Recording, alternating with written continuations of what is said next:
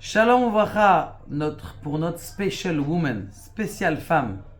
Regardez mes chères dames, quelque chose d'extraordinaire. Il est marqué dans le Shulchan Aruch. Shulchan Aruch qui a été écrit par le Rabbi Yosef Karo. Ezo Isha Kshera, c'est qui cette femme-là qui est Kshera, qui est bien, qui est top? Il dit Yish Rosa Retzon Baal, celle qui fait la volonté de son mari. Il y en a qui lisent comme ça, mais il y en a qui lisent de façon différente et regardez combien la force de la femme elle est.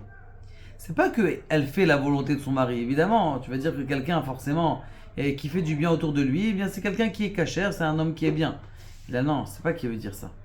C'est quoi une femme kshera? Shehi Osa, c'est elle qui fabrique la volonté de son mari. C'est-à-dire que la femme, grâce à sa force de dibour, sa force de comment on appelle ça, d'importance, sa place qu'elle a à l'intérieur de la famille, elle a la possibilité de transformer la volonté de son mari en quelque chose d'extraordinaire.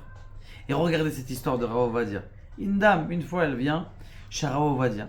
Elle a entendu que l'importance de la Torah, il est très important. Donc elle va voir le Rav Ovadia, elle dit, Kvod Arav, j'ai une sheila. Elle dit, oui, qu'est-ce que t'as ma fille?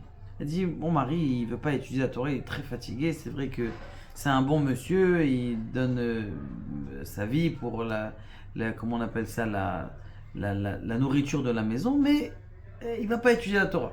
Je lui dis, écoute ma fille, tu vas aller à la Macolette et tu vas acheter du coco. Le coco, c'est une odeur qui est très forte comme ça. Tu vas acheter, tu fais un gâteau au coco.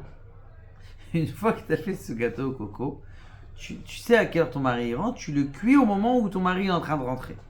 Et dès qu'il va rentrer à la maison, il va sentir cette odeur-là, ça va te donner envie. Et lorsqu'il va te demander ce gâteau, tu dis écoute, non, ça c'est un gâteau que j'ai prévu uniquement pour ceux qui étudient la Torah. Elle était ma'amine dans le Rav Ovadia. Le Rav Ovadia, il dit quelque chose, vous savez, ces femmes-là qui sont pleines d'émouna. Elle va acheter son coco, elle fabrique son bon gâteau de coco. Et dans la maison, il y a une odeur de coco. Ma chérie, kapara alayk, mon amour, c'est quoi cette odeur de gâteau? Ça a l'air d'être magnifique. Je dis, écoute, j'ai préparé pour ceux qui étudient la Torah. Je dis quoi, je peux pas goûter? Si tu vas au cours de Torah, je pourrais t'en donner, mais a priori, j'ai pris sur moi de faire un gâteau pour ceux qui étudient la Torah. Marie dit, bon écoute, je vais aller au cours de Torah. Il est marché au cours de Torah. Et puis après, il est revenu et sa femme lui a servi un morceau de gâteau. Et au Hachem, il a continué à aller tous les jours au cours de Torah. Maintenant, ce qui s'est passé, c'est que cette femme-là, elle est partie à la Macolette pour acheter encore de la coco. Elle va à la Macolette, dit écoutez, je sais pas ce qui s'est passé, mais j'ai plus de coco. Toutes les femmes, elles sont venues me demander du coco.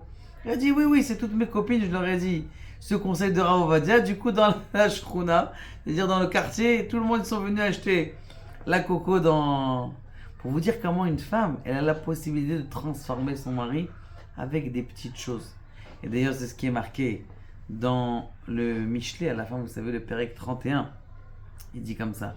Vatakom berod laila, vatiten teref leveta. Vzamema sade vatikahayu. Elle a acheté un champ. Mais comment elle a acheté un champ? Avec son argent, elle n'a pas d'argent, une femme. Et là, non. Avec juste des petits actes, elle a réussi à faire pousser un champ et à en créer mi peri kapeanata carême, et elle a réussi à faire pousser même une vigne avec du vin. Combien est-ce que la force d'une femme elle est grande? Et c'est pour ça qu'on dit Bizrut Nashim Tzadkaniot, par le mérite des femmes pieuses, eh bien le Mashiach va venir. Faites-le venir.